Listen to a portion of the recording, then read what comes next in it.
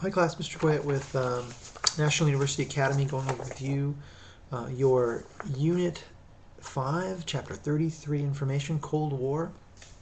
I'm going to just pick up where I left off last time. We just discussed Truman Doctrine. You can review Truman Doctrine on page 967 and 968. Let's talk about the Korean War for a moment. What did President Truman and Douglas MacArthur disagree about? It was the use of nuclear weapons. Review that on page 977. Which of the following was not a tactic used by the superpowers during the Cold War to influence the Third World nations? They did not provide military aid and build schools. Now, there was some aid provided, but it was often covert, was also often not funded by Congress. At this time, the Marshall Plan was active in rebuilding Europe, but as what the United States tended to do was sponsored revolutions and counter-revolutions, engaged in covert operations or black ops, and threatened nuclear attack. Don't mess with us, we have the bomb. We'll see this with the MacArthur situation with Truman. What leader won China's civil war, and what name did he give the country?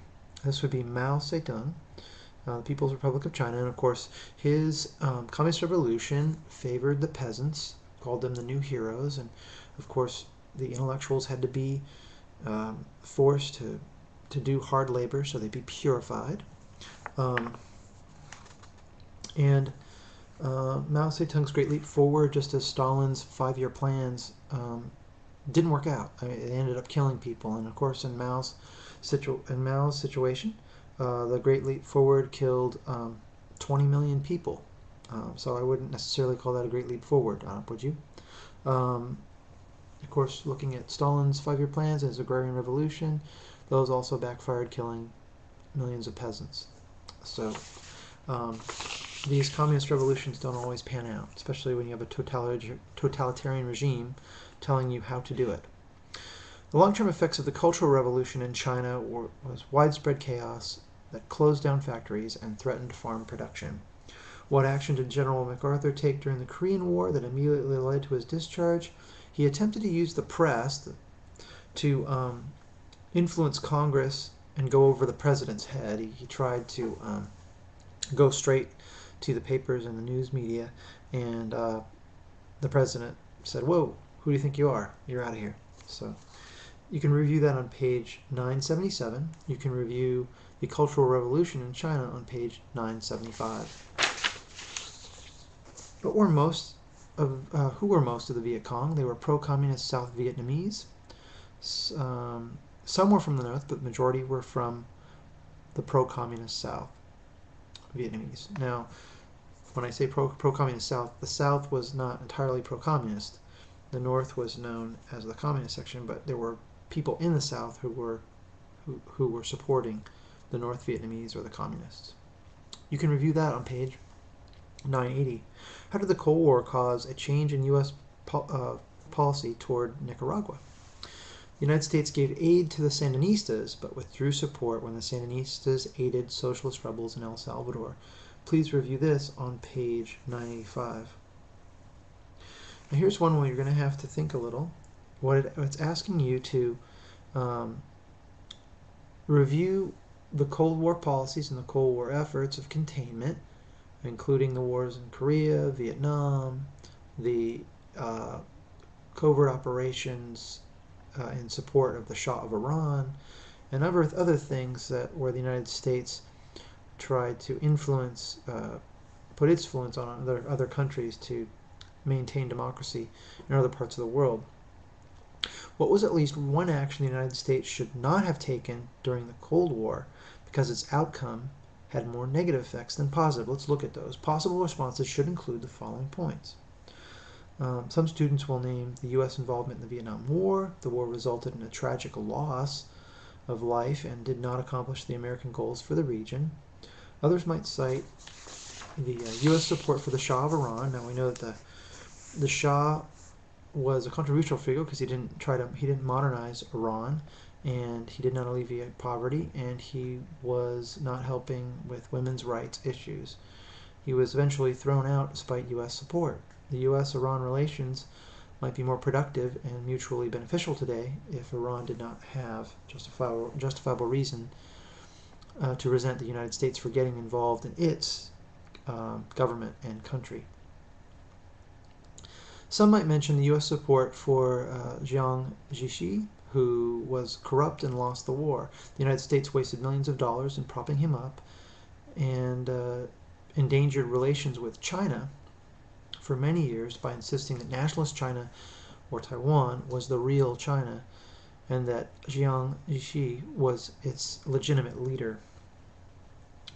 The other essay you're going to need to write, and these should be about 2 paragraphs in length in order to gain your full 5 points.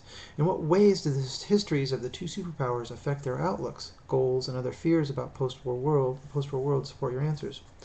Possible responses are: United States had a history of strong democracy and a generally successful capitalist economy.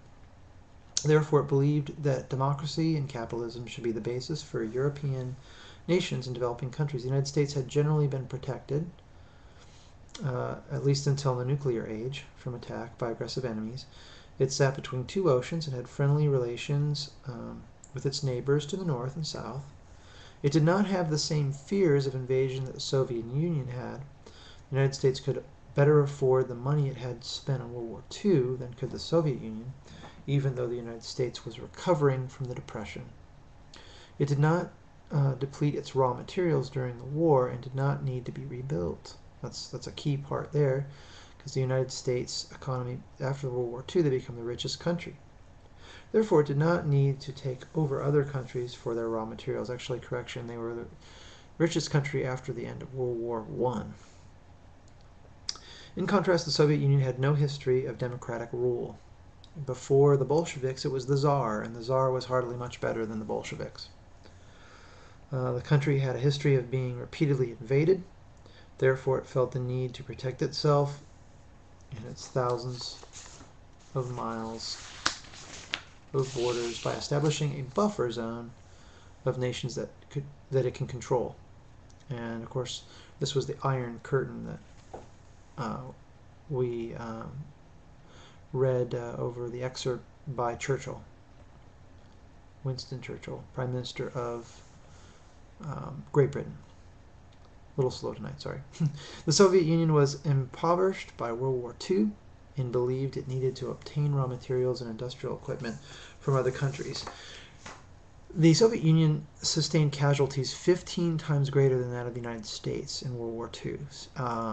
They had fought the Battle of Stalingrad against Hitler, and in that battle lost heavy casualties and really changed the tide of the war for the Allies, because Hitler had spent such an exhaustive effort trying to defeat the Russians. It allowed the Allies to corner him, and the Nazi war machine was soon defeated.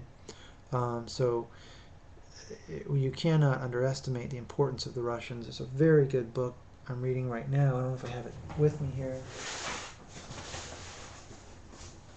I don't. Shucks. But it's the Russian side of the war. It's all the battles fought in Russia and through Germany from a Russian perspective. Very interesting. American author, and very interesting book. But anyhow, please keep up your reading, writing, take your notes, and please review this as many times as you may need to go over those specific review issues and points that I brought up today. And if you have any questions, concerns, please email or call me. I want you to be successful in the course. And if you have questions, and if there's something you missed or you feel I'm not covering well, I would love to hear from you and love to improve my instruction. So have a great week, and I'll talk to you soon. Bye now.